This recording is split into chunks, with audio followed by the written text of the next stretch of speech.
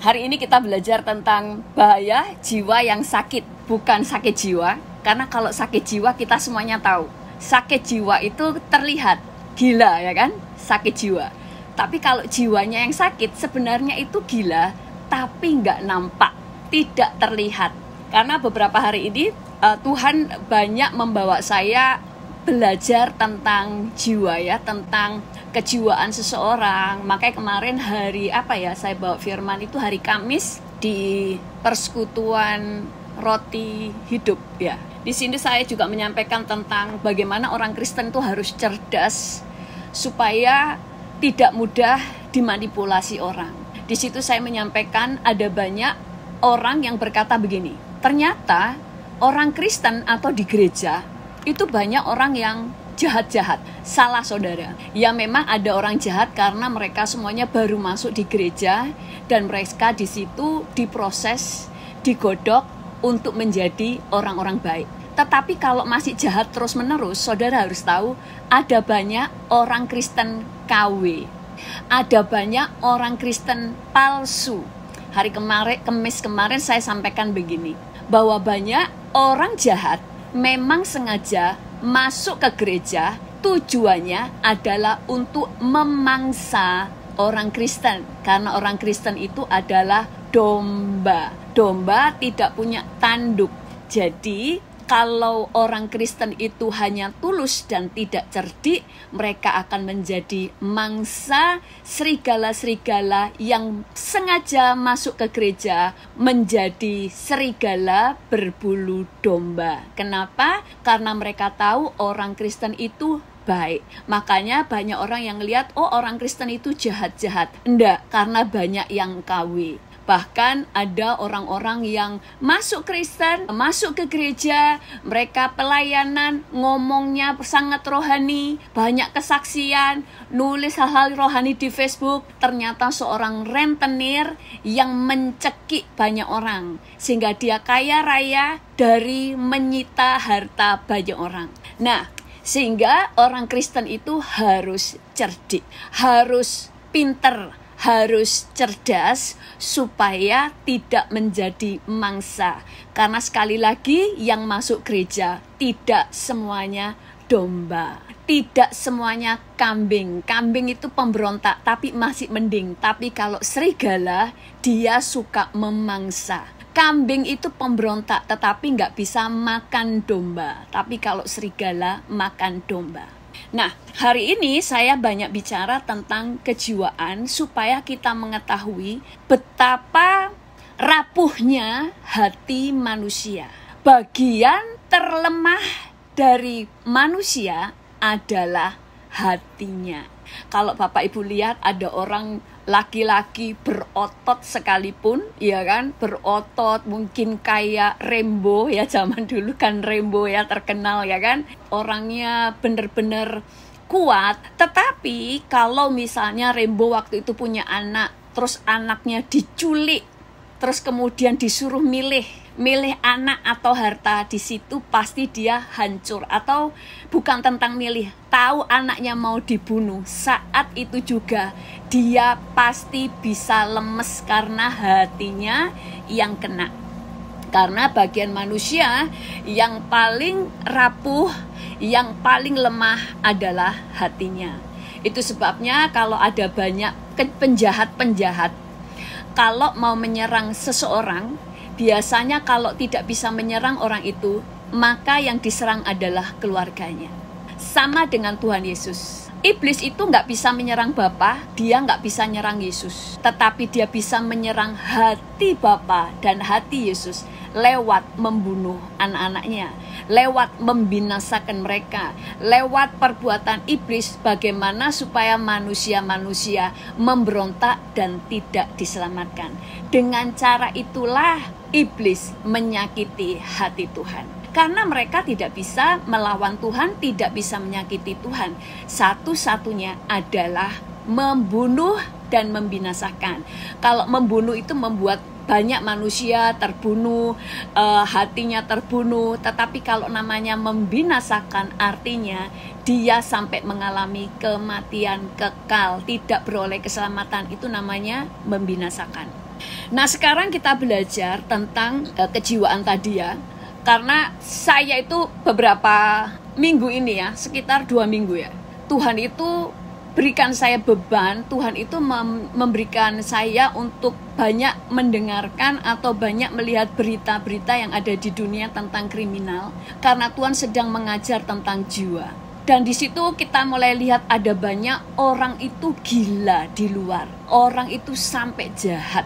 Ada orang yang menculik, mereka itu sampai menculiknya tuh kalau menganiaya itu brutal. Ada seorang wanita itu diculik itu sampai dipotongin itu tangannya itu dipotong itu nggak ketemu, tetapi yang polisi baru nemuin karena ada anak kecil, anaknya penjahat itu yang kesaksian, anaknya baru umur 7 tahun, dia yang cerita karena anaknya ditinggal bapaknya, dia cerita di situ ada monster, ternyata itu bapaknya telah membunuh seorang wanita. Tetapi kita tidak pernah tahu, Tuhan kasih sama saya, jangan karena kita tidak tahu sehingga kita tidak waspada. Kemudian Tuhan itu cuma mau menggambarkan kepada saya bahwa betapa kita bersyukur. Kita ini tanpa sadar sebenarnya ada dalam perlindungan Tuhan. Tuhan tidak hanya melindungi kita dari sakit penyakit, tapi melindungi kita dari segala kejahatan yang kita tidak sadari. Suatu saat pernah ya ada kita ini kadang karena kita itu selalu terjaga, kita merasa kita ini keadaan kita ini selalu aman karena memang keadaan aman. Padahal belum tentu segala sesuatu aman karena ada yang melindungi. Contoh ya, pernah ya Gus Dur itu dulu ya waktu jadi presiden, Gus Dur itu kan dia waktu itu kalau jadi presiden, kalau dia naik mobil kepresidenan, waktu jalan-jalan itu kan selalu dibuka jalan lebih dahulu sebelum mobil presiden jalan. Sehingga di mana-mana itu sudah jalan-jalan itu sudah ditutup supaya nggak ngelewati jalur yang akan dilewati oleh presiden. Tahu Gus Dur bilang begini, mana yang katanya Jakarta itu macet, saya kemana-mana nggak macet tuh, dia bilang begitu. Mana yang macet? Nah, karena dia ngomong itu kan dia memang bercanda ya, tetapi kita mulai melihat Gus Dur kemana-mana nggak macet, sehingga dia berkata bahwa di mana-mana nggak ada yang macet. Padahal di mana-mana itu macet hanya di jalan-jalan yang dilewati Gus Dur lah, karena dia presiden itu sudah dipersiapkan sehingga tidak ada yang macet karena di depan-depan sudah ada polisi ya kan. Nah, sama dengan kita, kadang-kadang kita merasa begini, mana nggak ada kok, memang nggak ada masalah, ngapain saya berdoa? Saya selalu aman-aman aja, saya selama bertahun-tahun ada di Amerika, atau saya bertahun-tahun ada di Manado, semuanya aman-aman aja. Yang menjadi kejahatan itu kan isu-isu saja. Padahal kita ada keamanan bukan karena suasana aman, tetapi karena ada Tuhan yang melindungi kita. Kita buka ayatnya dulu ya. Bahaya jiwa yang sakit. Di 1 Yohanes 2 ayat 9 sampai 10. Barang siapa berkata bahwa ia berada di dalam terang, tetapi ia membenci saudaranya, ia berada di dalam kegelapan sampai sekarang. Barang siapa mengasihi saudaranya, ia tetap berada di dalam terang, dan di dalam dia tidak ada penyesatan. Tetapi barang siapa membenci saudaranya, ia berada dalam kegelapan dan hidup dalam kegelapan. Ia tidak tahu kemana ia pergi, karena kegelapan itu telah membutakan matanya. Di sini kita sudah sering ya membahas ini, tetapi hari ini kita membahas dalam sisi yang berbeda. Karena ayat firman Tuhan itu satu ayat bisa berbicara banyak hal. Di sini dikatakan barang siapa berkata ia berada dalam terang, tapi kalau membenci saudaranya, ia berada di dalam kegelapan. Jadi berada di dalam terang itu bukan cuma perasaan, oh saya anak Yesus berarti saya ada di dalam terang. Belum tentu, karena Alkitab berkata kalau kamu membenci saudaramu, kamu sebenarnya tidak ada di dalam terang. Barang siapa mengasihi saudaranya, ia tetap berada dalam terang. Di dalam dia tidak ada penyesatan. Berarti kalau orang ada di dalam terang, maka tidak akan ada penyesatan. Tetapi sebaliknya, artinya orang yang ada di dalam kegelapan ada penyesatan. dia mudah tersesat. Tetapi barang siapa membenci saudaranya, ia berada dalam kegelapan dan hidup di dalam kegelapan. Ia tidak tahu kemana ia pergi karena kegelapan telah membutakan matanya. Ia tidak tahu kemana ia pergi. Kenapa? Karena matanya gelap.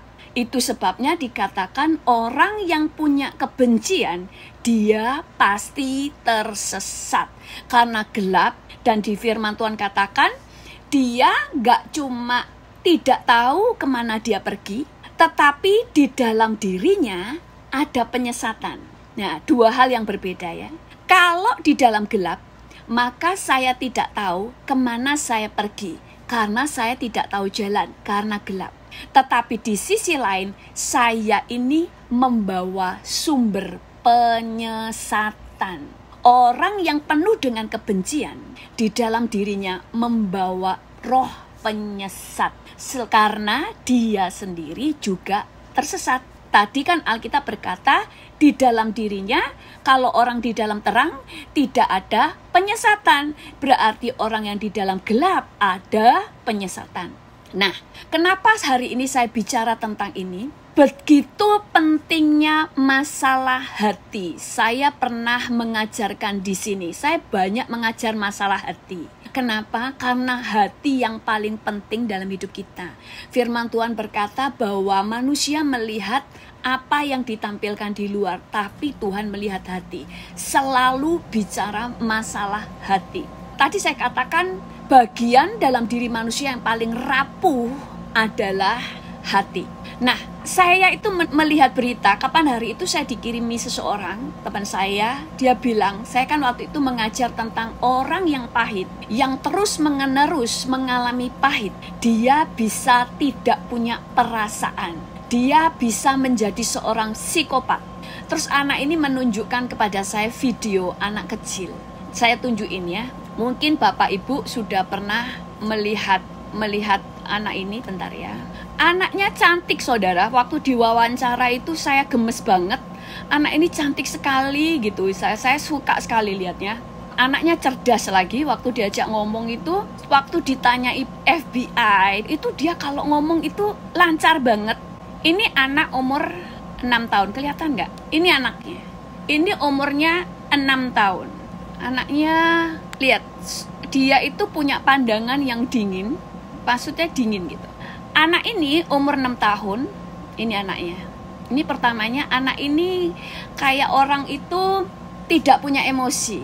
Anak ini yatim piatu. Ibunya meninggal saat melahirkan adiknya. Waktu itu dia umur 1 tahun, ibunya melahirkan. Waktu melahirkan, ibunya kemudian meninggal. Jadi anak ini ditinggal, mati ibunya umur 1 tahun. Dia pada waktu umur 1 tahun, waktu ibunya nggak ada, dia dianiaya oleh bapaknya, diperkosa setiap hari. Dia dianiaya dari umur 1 tahun. Waktu diselamatkan oleh FBI, dia umurnya waktu itu 4 tahun. Umur 4 tahun, jadi kakak adik ini kemudian dibawa ke panti asuhan. Kebetulan ada anak Tuhan yang lagi ingin mengadopsi anak, dan 2 orang ini kakak adik ditawarkan, dan dia langsung mau. Dia sangat senang karena anak ini memang cantik saudara, adiknya laki-laki. Ternyata waktu diadopsi anak ini lucu, tetapi dia mulai lihat kenapa adiknya yang kecil itu kayak ada banyak luka-luka gitu loh, luka-luka. Terus orang tuanya ini bingung, luka-luka ini dari mana? Dia nggak sangka, ternyata yang menganiaya itu kakaknya, anak perempuan tadi, yang umurnya waktu itu 4 tahun. Kemudian terus sampai akhirnya, ternyata setiap malam anak ini pergi ke kamar adiknya dianiaya. Terus waktu kemudian ketahuan, ini kemudian waktu dibawa ke rumah sakit, kemudian ada psikiater, itu waktu ditanya itu cuma gini, anaknya santai saudara. Dia bilang gini, apakah kamu merasa semua orang takut sama kamu? Dia cuma bilang gini, santai. Terus siapa yang kira-kira paling takut sama kamu? Dia bilang, siapa nama adiknya ya? Misalnya Josh gitu ya, saya lupa namanya. Oh dia John. John itu siapa? My brother. Kenapa dia sangat takut sama kamu? Dia ngomong lagi sambil gini, santai dia ngomongnya. Karena aku menyiksa dia, sangat menyiksa dia so hard, menyiksa dia sangat menyakitkan. Terus FBI, dia campur kayak FBI ya, tapi dia kan biasanya ada yang kerjanya FBI tapi bagian konselor begitu ya. Terus dia bilang gini, kenapa kamu suka menyiksa adikmu? Karena because I want to kill him. Santai ngomongnya, karena saya pingin membunuh dia. Saya itu mau download, saya nggak tahu caranya download soalnya. Itu kalau saudara lihat, aduh anaknya itu lucu, cantik gitu loh. Terus ngomongnya santai kayak dia tidak tahu itu salah. Dia cuma bilang gini, aku mau membunuh dia. Terus kenapa kamu suka mau membunuh dia? Terus ditanya lagi, bagaimana dengan ayah ibumu? Maksudnya ayah ibunya itu kan yang sekarang ayah ibu tiri. Dia bilang gini, aku pingin mereka mati. Kenapa kamu pingin mereka mati? Dan kenapa kamu ingin membunuh adikmu? Dia bilang gini, aku nggak suka ada manusia dekat ada orang yang dekat sama saya. Kenapa? Karena aku selama ini disakiti so hard. Aku benci manusia. Terus akhirnya ditanya, apa kenangan kamu tentang ayah kandungmu?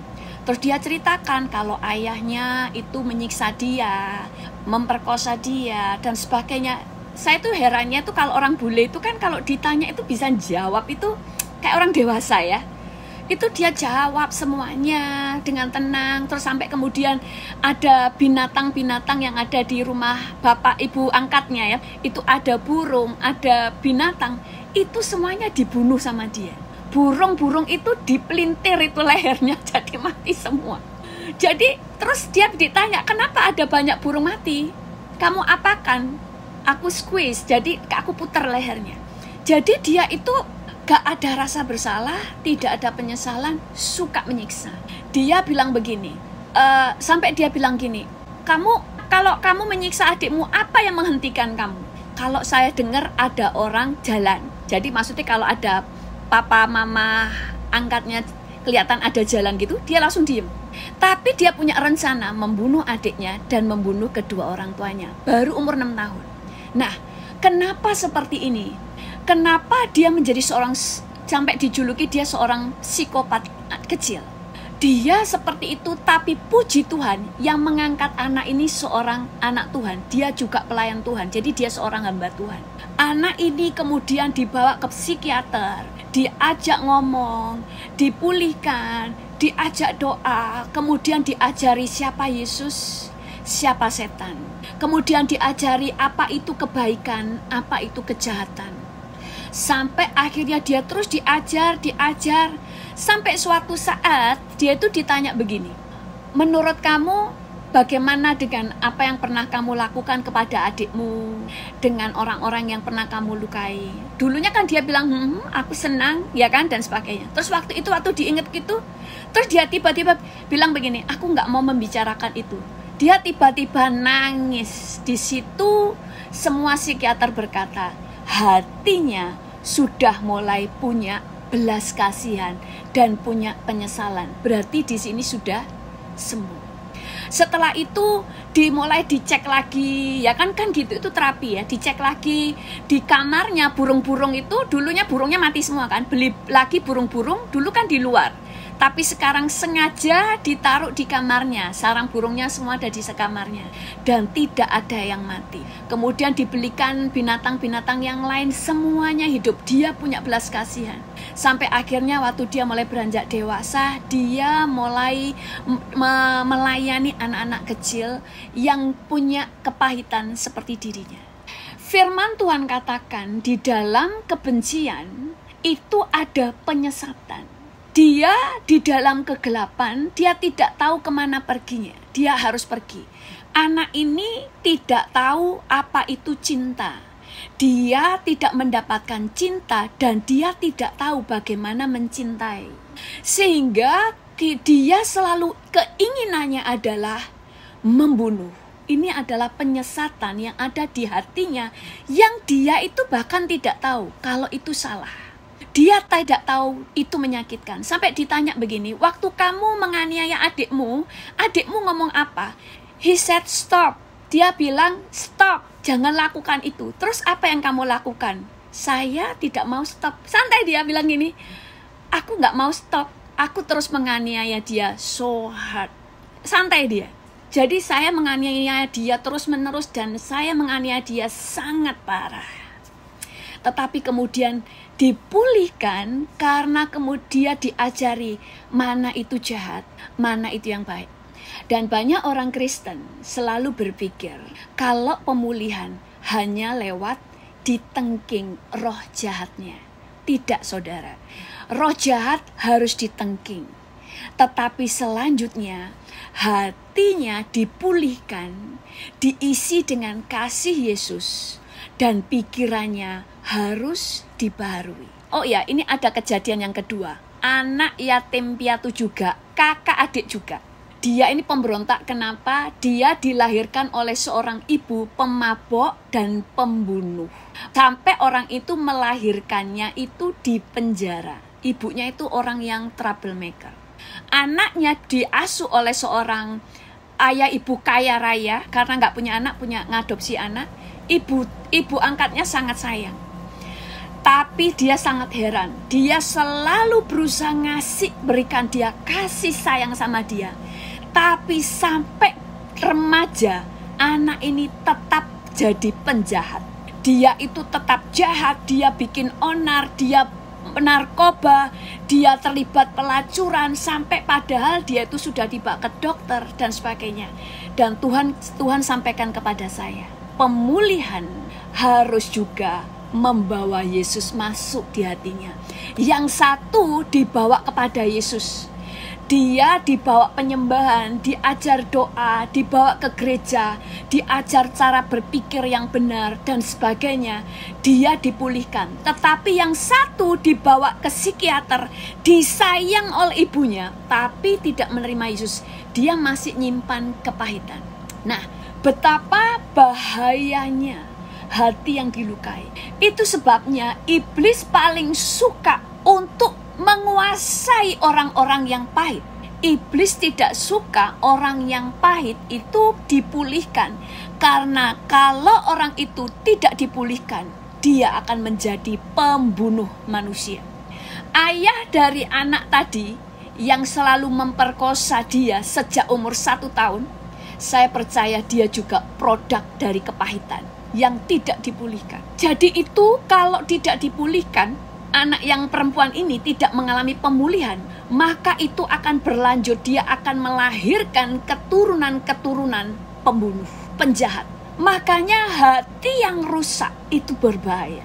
Tempat pijakan iblis yang paling dia cari adalah hati manusia. Saudara kalau ketemu setan di jalan, malah nggak takut saudara bisa tengking. Tapi saudara nggak bisa tengking manusia. Tapi kalau manusianya itu pakai kuasa gelap, malah enak. Saudara bisa tengking orang itu, ilmunya pergi karena kita tengking. Orang itu pasti kalau nggak pingsan, dia lemes. Tapi saudara nggak bisa tengking maling. Ada saat-saat tertentu Tuhan izinkan dia bisa saudara tengking. Tapi kebanyakan enggak. Nah, kita mulai melihat, kita itu diajar ini untuk mengetahui bahwa kita sebagai orang Kristen jangan melukai orang, terutama anak-anak. Makanya saya pernah mengatakan waktu saya khotbah dulu, kalau ada anak kecil ya, misalnya ada 2 orang atau 3 orang, 1 orang saya cium, semuanya saya cium. Walaupun yang satunya baunya amis karena banyak ingusnya, tapi saya tidak bisa melukai. Kadang ada orang-orang itu tega ya, ada 2 orang anak. Wih, ini lucu ya, lucu. Padahal sebelahnya ada anak kecil. Itu melukai, saudara. Kalau saya, lucunya. Satunya, ya saya cepet lucunya. Kenapa? Karena tidak mau melukai hatinya. Ada anak, umurnya kalau nggak salah 13 tahun. Dia membunuh anak kecil 4 tahun.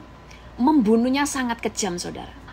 Seorang ibu kan anaknya umur 4 tahun itu jarak dengan rumahnya itu dekat. Dia itu jalan ke sana ke tempat bermain. Ibunya karena sibuk dengan bayinya, kemudian ya sudah kamu pergi aja. Hari ini kita banyak cerita ya, supaya bisa ngerti kenapa kita nggak boleh melukai. Dan kalau saudara terluka harus diberesin. Kalau tidak saudara menjadi pembunuh, perkataan saudara. Kemudian ternyata anaknya hilang. Lalu dilaporkan ke polisi dan semua orang di komplek itu semuanya mencari anak itu. Berapa jam kemudian ketemu di dekat hutan. Ditemukan sampai polisinya, FBI-nya melarang ibunya lihat. Karena pasti akan histeris. Karena dia itu matinya itu gak karu-karuan. Aniayanya itu gak karuan, nanti saya ceritain. Sampai semua orang ketakutan. Semua orang melihat yang membunuh ini pasti orang dewasa. Tahu?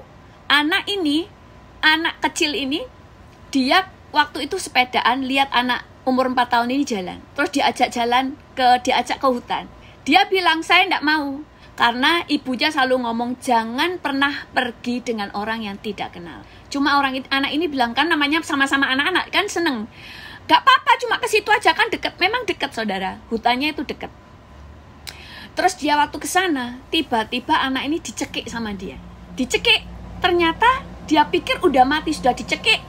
Dia lempar, ternyata belum mati, masih gerak. Dia cekik lagi, dia ngambil sandwich yang dipegang anak kecil yang 4 tahun itu bawa makanan sama bawa minuman untuk ke taman. Disumpel sama dia supaya nggak bisa nafas, tetap nggak mati. Lalu dia pukul kepalanya, dia tetap belum mati. Lalu dia ambil batu, dipukulkan di dadanya, itu langsung di situ remuknya. Dia batu besar dihantamkan ke dadanya anak itu. Di situ dia langsung mati. Lalu anak ini ada banyak hal yang saya nggak perlu ceritakan ya karena terlalu mengerikan. Saya nggak perlu ceritakan. Tapi pembunuhannya sangat sadis. Anak umur 13 tahun. Sampai akhirnya semua orang diperiksa. Terus waktu akhirnya anak ini kalau nggak salah semua anak-anak itu ditanya karena siapa yang lihat anak ini, karena di tempat bermain kan, siapa tahu ada yang lihat anak ini sama-sama anak-anaknya. Sampai akhirnya anak ini yang membunuh, dia bilang gini, kalian menganggap aku yang bunuh kan? Terus polisi jadi bingung kenapa anak ini tiba-tiba bilang begitu. Anak ini waktu setelah membunuh, anak ini ada minuman warna merah, sirup warna merah darah punyanya anak kecil itu, disiramkan ke tubuhnya anak itu. Jadi tambah mengerikan. Dan ternyata anak ini setiap jam itu datang situ mau lihat. Dia itu sangat senang. Dia merasa ini adalah karya pertama dia dalam membunuh. Dia ada kebahagiaan. Kenapa kok ada orang sampai seperti setan? Manusia yang hatinya hancur, hatinya rusak, menjadi pijakan iblis. Sehingga iblis yang berkuasa sama dia. Sehingga dia menjadi seperti setan. Perasaannya itu gak ada. Betapa bahayanya hati. Makanya Tuhan selalu mengajarkan kasih.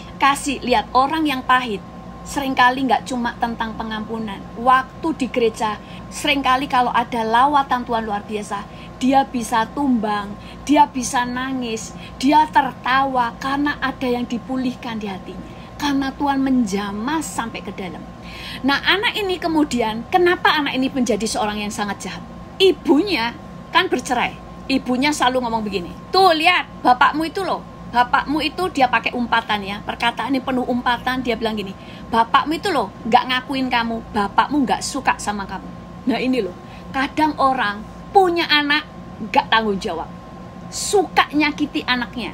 Makanya banyak orang bilang begini, seorang ibu berjasa karena melahirkan anak. Nggak saudara, seorang ibu tidak pernah berjasa kepada anak karena dia melahirkan. Karena anak tidak pernah minta dilahirkan. Ibu dan bapak baru berjasa kalau bisa memberikan kasih sayang, menjadi orang tua yang bertanggung jawab.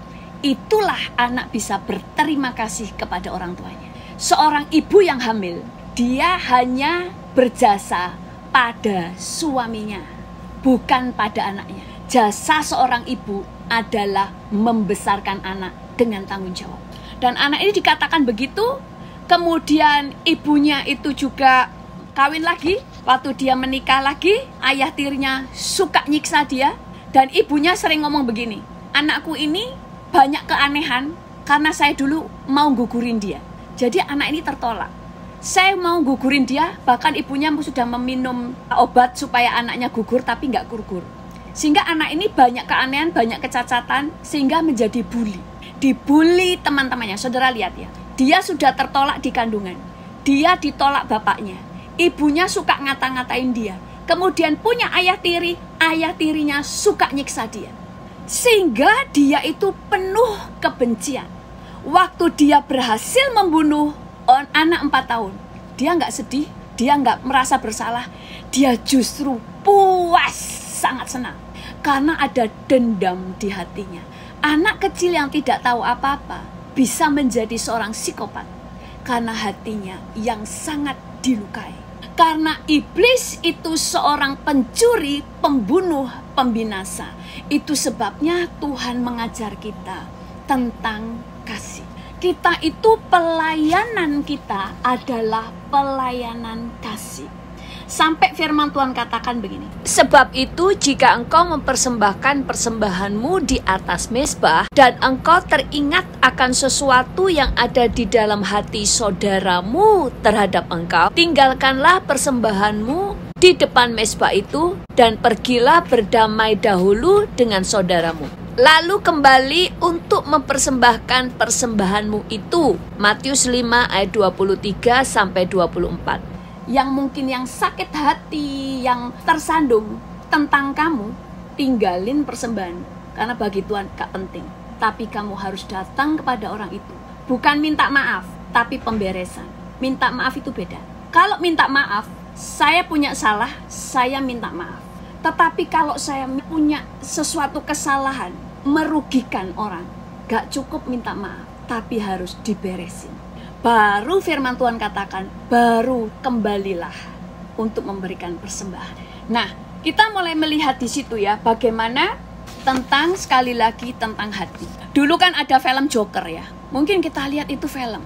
Tetap itu benar-benar banyak orang yang menjadi joker. Menjadi orang yang tidak punya perasaan. Itu sebabnya orang tua yang punya anak, yang pernah mau menggugurkan, ada pemberes. Minta maaf dan berikan belas kasihan. Dan jangan suka melukai. Kadang mereka nggak sampai jadi psikopat, tapi ada kelainan jiwa. Saya tuh mengetahui ini dari pengalaman dalam pelayanan. Tuhan banyak pimpin. Makanya saya sering kali tahu, orang ini kerasukan, orang ini kejiwaan. Orang ini kejiwaan maksudnya memang otaknya agak konslet, bukan roh jahat. Tetapi ternyata secara medis itu dikatakan ada yang namanya waham, atau dalam bahasa Inggrisnya delusi atau waham. Itu ada mentalnya yang rusak. Nggak sampai gila, kalau gila kelihatan. Psikopat itu sebenarnya bisa kelihatan, orangnya nggak pernah merasa bersalah. Dan kalau melihat orang itu disakiti, orang ini wajahnya berseri-seri. Dulu di Indonesia pernah terjadi yang dulu kopi sianida. Saya melihat orang itu, orang ini yang bunuh. Kenapa? Dia berseri-seri. Orang yang agak-agak psikopat, itu kalau melihat orang sekarat, dia senang, gembira. Karena nggak ada perasaan empati. Nah, orang-orang yang seperti ini, makanya kalau ada orang aneh gitu ya kan. Contohnya orang-orang yang anak yang terlalu dimanja, itu bisa mengalami cacat mental. Terlalu dimanja, apa-apa dilayani. Kemudian kalau salah dibelain. Mukul temannya, orang tuanya pura-pura nggak tahu. Atau kalau disalahin nggak boleh disalahin. Semua yang dilakukan anaknya dibelain. Maka anak ini akan mengalami kecacatan sedikit di dalam pikirannya. Itu cacatnya maksudnya gini, ada yang nggak berkembang di pikirannya. Anak ini akhirnya dia itu tidak tahu tanggung jawab. Dia menjadi orang yang tidak punya empati kepada orang karena selama ini yang dipikirkan dirinya sendiri. Ada orang Indonesia menikah sama orang Inggris, kaya raya, punya anak 1. Anaknya ini dimanja, dikasih duit terus sama mamanya, dimanja. Kalau salah dibelain. Bila perlu ibunya yang bertengkar dengan ibunya, orang tuanya anak yang lain yang bertengkar sama anaknya. Tahu? Waktu gede dia membunuh pacarnya hanya karena pacarnya tidak melakukan apa yang dia inginkan. Selama ini dia selalu taunya semua orang harus nurut sama dia. Karena selama ini itu yang dia tahu. Itu sebabnya kenapa hati ini tidak boleh rusak. Jadi hati yang rusak bisa karena banyak disakiti, juga bisa karena terlalu dimanja dan tidak dididik. Makanya kenapa orang Kristen itu tidak sama Tuhan apa saja yang diminta dikasih. Kalau kita salah dihajar sama Tuhan. Kita udah nabur yang salah, berdoa, Tuhan ampuni. Tapi tetap konsekuensinya harus ditanggung. Kenapa? Tuhan memberi didikan. Itu sebabnya kita berhati-hati di dalam mendidik anak. Orang-orang yang terlalu dimanja, apalagi misalnya apa-apa dilayani. Kalau saudara terlalu memanjakan anak dari kecil, saudara tidak sayang kepada dia. Saudara sedang menghancurkan masa depannya dan menghancurkan mentalnya. Karena ada perkembangan mentalnya yang tidak berkembang, yaitu tanggung jawab, mengasihi, kemudian berempati, itu akan gak bertumbuh. Kalau yang karena dimanjain, itu biasanya agak sulit dipulihkan. Kenapa? Karena dia sudah biasa enak dan tidak mau mendengarkan. Tapi orang yang pahit masih lebih mudah. Karena sebenarnya di hati yang terdalam, dia membutuhkan kasih dan penerimaan. Tetapi orang yang terlalu dimanja, semua kejahatan selalu dibela, dia nggak butuh apa-apa, semuanya dicukupi kok. Kalau dikasih tahu akan lebih sulit. Itu sebabnya memanjakan anak tanpa didikan itu menghancurkan anak itu. Kalau menikah itu dia bisa egois. Istri-istrinya, kalau dia laki-laki yang dimanja, stres istrinya. Nah, jadi gini ya, kita harus menjaga jangan ada penghinaan keluar dari mulut kita kepada anak kita. Saudara yang pengen punya anak saudara tidak pernah pengen dilahirkan, nggak pernah minta. Yang biasa minta anak adalah suami. Makanya istri yang melahirkan, dia bukan berjasa kepada anak, tapi berjasa kepada suaminya, yang harus berterima kasih karena istrinya mau melahirkan anak. Adalah suami, bukan anak. Anak berterima kasih karena orang tuanya bertanggung jawab membesarkan dia. Saya melihat ya di video dulu ya, nggak tahu itu dari mana, kayaknya dari negeri Cina. Anak cewek 2, masih kecil-kecil, badannya kurus. Bapaknya kalau marah itu dipukul sama kayu, saudara.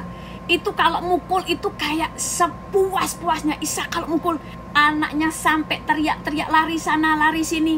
Ibunya nggak belain, ibunya masuk ke kamar, dikunci. Jadi anak ini mau masuk kamar nggak bisa. Anaknya di ruang tamu dipukul sepuas-puasnya. Apakah kemudian dikatakan, kalian harus berterima kasih karena ibumu sudah 9 bulan melahirkan? Anak ini tidak akan pernah ingin dilahirkan, bahkan menyesal. Kenapa kamu melahirkan saya? Makanya orang tua yang tidak mendidik anaknya dan kemudian menyakiti hatinya, itu sudah jahat di mata Tuhan. Nah, kita lanjutin ya ayatnya ya. Kita sudah tahu tentang wanita yang berzina ya, yang kedapatan berbuat zina. Di sini dikatakan di Yohanes 8 ayat 10-11. Pagi-pagi benar, Yesus berada lagi di bait Allah dan seluruh rakyat datang kepadanya. Seluruh rakyat. Ia duduk dan mengajar mereka. Maka ahli-ahli Taurat dan orang-orang Farisi membawa kepadanya seorang perempuan yang kedapatan berbuat zina. Mereka menempatkan perempuan itu di tengah-tengah, lalu berkata kepada Yesus, "Rabi, perempuan ini tertangkap basah ketika ia sedang berbuat zina." Lihat ya, dikatakan seluruh rakyat datang kepadanya, dan perempuan ini ditaruh di tengah-tengah. Nah, kemudian Musa dalam hukum Taurat memerintahkan kita untuk melempari perempuan-perempuan yang demikian. Apakah pendapatmu tentang itu? Mereka mengatakan hal itu untuk mencobai dia supaya mereka memperoleh sesuatu untuk menyalahkannya. Tetapi Yesus membungkuk lalu menulis dengan jarinya di tanah. Dan ketika mereka terus-menerus bertanya kepadanya, ia pun bangkit berdiri lalu berkata kepada mereka, "Barang siapa di antara kamu tidak berdosa, hendaklah ia yang pertama melemparkan batu kepada perempuan itu." Lalu Yesus bangkit berdiri dan berkata kepadanya, "Hai perempuan, di manakah mereka? Tidak adakah seorang yang menghukum engkau?" Jawabnya, "Tidak ada Tuhan." Lalu kata Yesus, "Aku pun tidak menghukum engkau. Pergilah dan jangan berbuat dosa lagi." Di sini dikatakan, pada waktu orang-orang itu menanyakan apakah orang itu harus dihukum, di sini dikatakan, tetapi Yesus membungkuk lalu menulis dengan jarinya di tanah. Jadi Tuhan Yesus waktu itu, waktu ada perempuan datang, dibawa ke situ di tengah-tengah rakyat. Waktu ditemukan dia berzina, Yang pertama yang dia rasakan pasti malu, takut, karena dia pasti dirajam batu. Ketiga, perasaan dikhianati. Keempat, perasaan dipermalukan habis. Kenapa dipermalukan? Karena yang dibawa cuma dia. Dia ini berzina, masa sendirian? Pasti ada prianya. Jadi dia merasa dikhianati karena prianya nggak belain dia. Saat dia dibawa, prianya nggak bersama dengan dia.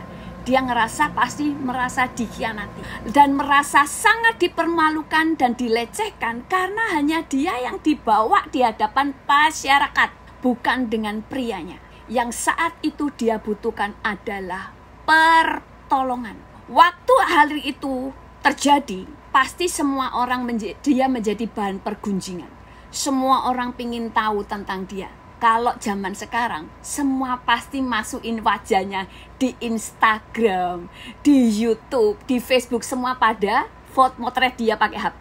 Untungnya di zaman itu belum ada HP. Tapi Yesus tidak menoleh sedikit pun kepada perempuan itu. Bagi Yesus, perempuan ini sudah terhukum dengan perasaannya. Yesus tidak mau menambahkan itu untuk merajam dia dengan matanya.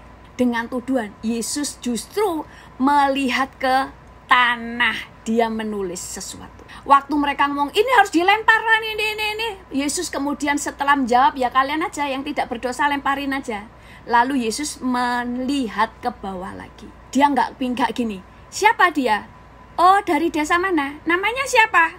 Coba lihat ke saya. Kepingin tahu siapa yang berzina? Enggak, karena Yesus tahu kalau dia pahit, dia akan menjadi semakin jahat dari sebelumnya. Tapi waktu dia menerima kasih dan pengampunan, anak ini punya kekuatan untuk berubah.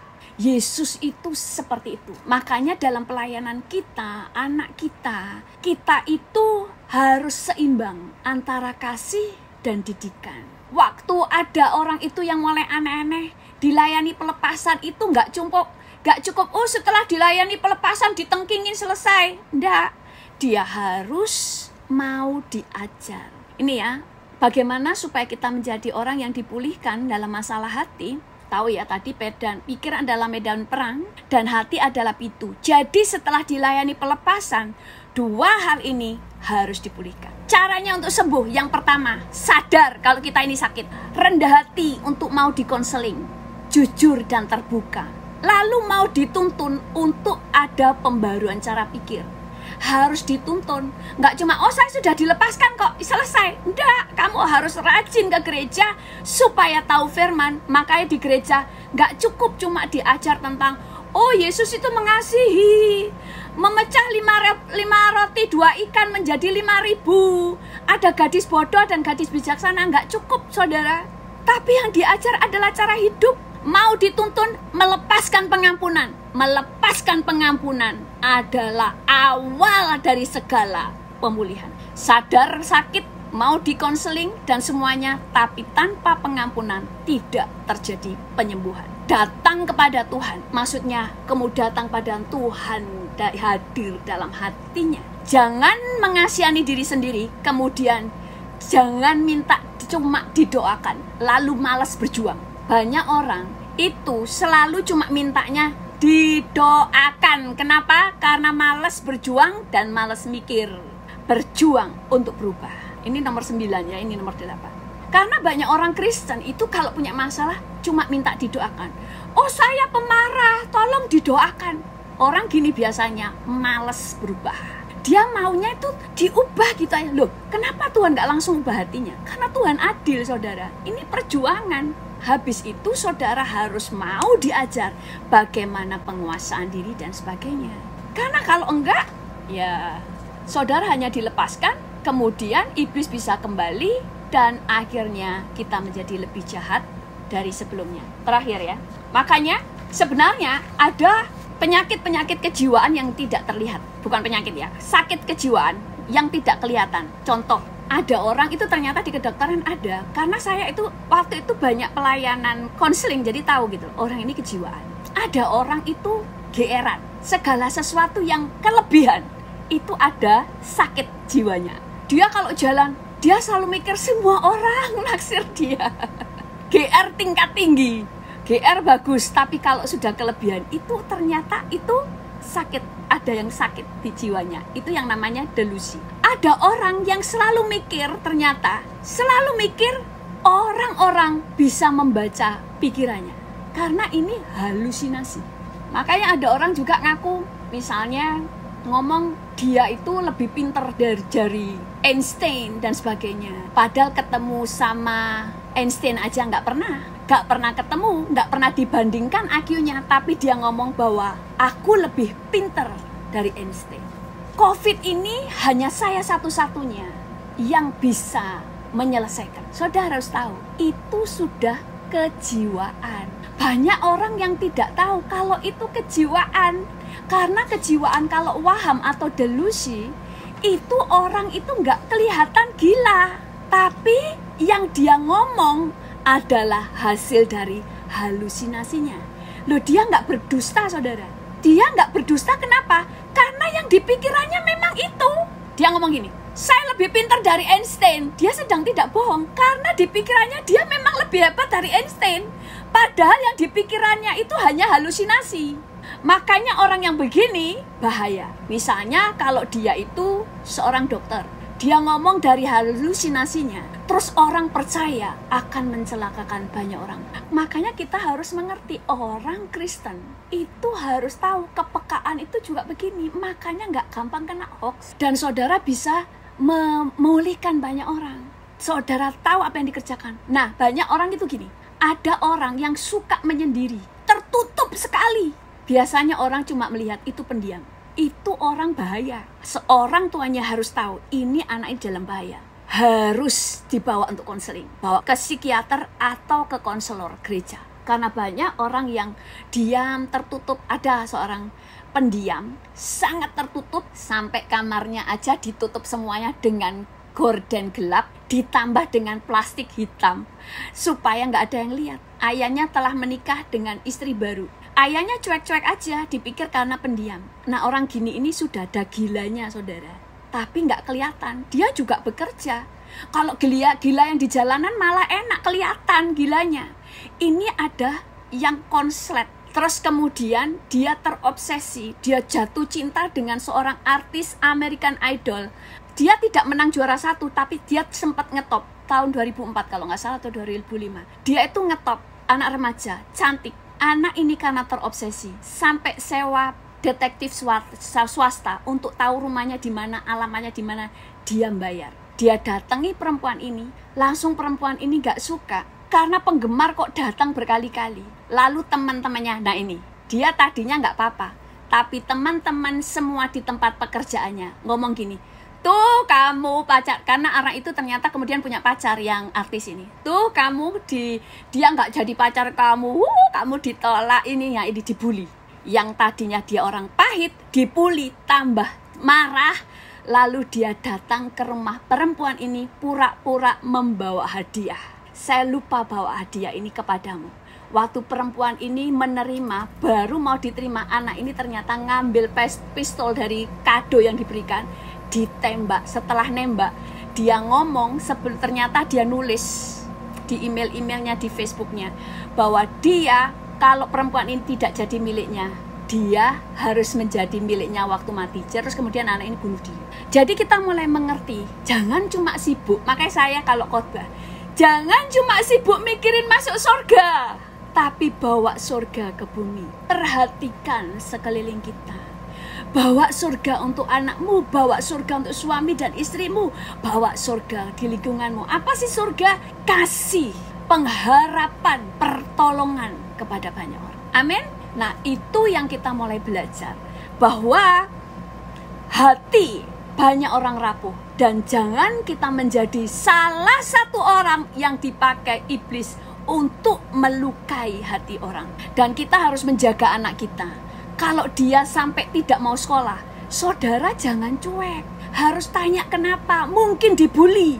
Saudaralah satu-satunya orang terdekatnya yang bisa nolong dia. Jangan sampai anak kita tersiksa di luar, dibully temannya. Kita harus menjadi penolong. Biasanya orang tua kan, ngapain sih nggak mau sekolah, pokoknya sekolah ya sekolah gitu. Tapi harus teliti, kenapa dia nggak mau? Apa memang nakal atau karena dibully? Karena itu akan mempengaruhi jiwanya. Amin. Oke, kali ini sebelum tanya jawab, kita berdoa dulu ya. Kita berdoa.